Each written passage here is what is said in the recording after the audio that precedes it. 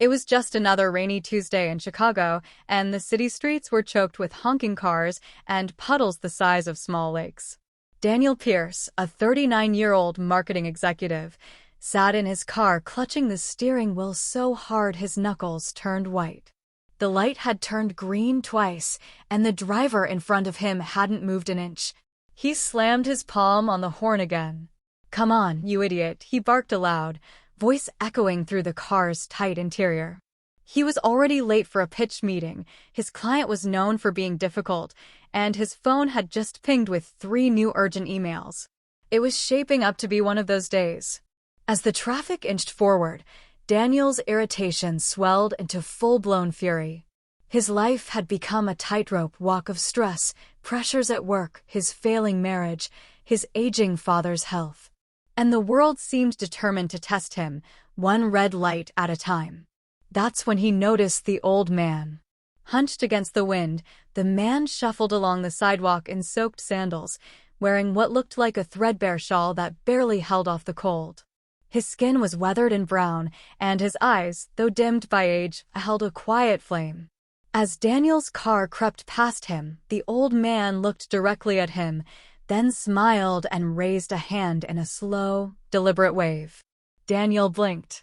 It wasn't the condescending wave of a beggar or the lost eyes of the mentally ill. There was something calm in him. Something still. 10 minutes later, after missing the meeting entirely and muttering a string of curses, Daniel found himself parked on the shoulder near a park. The same old man had taken shelter under a tree. Driven by a mix of irritation and strange curiosity, Daniel stepped out into the drizzle and approached him. "You all right?" Daniel asked, hands in his pockets, more annoyed at himself for stopping than anything else. The old man looked up and nodded. "Oh yes, the rain is just having a conversation with the earth." Daniel stared at him. "That's a poetic way of saying you're soaked." The old man chuckled. "Sometimes, being soaked reminds you that you're alive. That you're not made of stone. That did it." The man's serene smile felt like a challenge. "Listen, I don't know who you are, but I'm not in the mood for riddles. I've got deadlines. Expectations. A world on fire behind me. And it feels like no one cares if I burn to ashes trying to keep up." The old man patted the bench beside him. "Sit. Let an old man give you something no deadline can. Perspective." Despite himself, Daniel sat. Maybe it was the man's calm voice, or maybe it was because for the first time in years, someone had offered him something without wanting anything in return. The old man pointed to the path ahead. A young mother struggled with a stroller, a crying toddler on one side, groceries spilling from her bag. As they watched, a teenager passing by paused, picked up the fallen items, and helped her steady the stroller. The old man turned to Daniel. That boy wasn't trained for kindness. He didn't gain anything. But in a small moment, he made someone else's day lighter. And in doing so, he lightened his own soul. Daniel scoffed softly. "So what? You're saying kindness fixes everything?" "No," the man replied.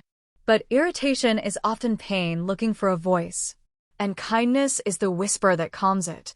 Not for the world, just for the one giving it." Daniel was quiet. The rain had slowed. The old man stood. "You're carrying weight you think no one sees. But every person is carrying something.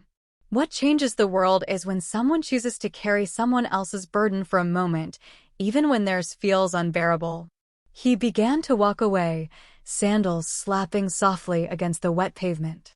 Before he disappeared into the mist, he turned and said, "Give away the thing you feel is missing. You'll be surprised what comes back." Daniel sat for a long time, the dampness seeping into his coat, the words into his mind.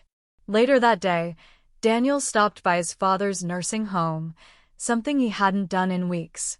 They played cards in silence, the kind that heals rather than hides. The next morning, he brought donuts to his assistant, who looked like she hadn't slept in days. And when he passed a homeless man near the train, he handed him his umbrella and said, "You'll need this more than me today." The emails kept coming. The deadlines didn't go away. But something inside Daniel had shifted. Years later, long after the world had moved on, Daniel found himself under that same tree with his son. The boy was angry, teenage angst and anxiety knotted into his shoulders. Daniel didn't scold or fix. He pointed to the path ahead, where a young man was helping an elderly woman cross the street.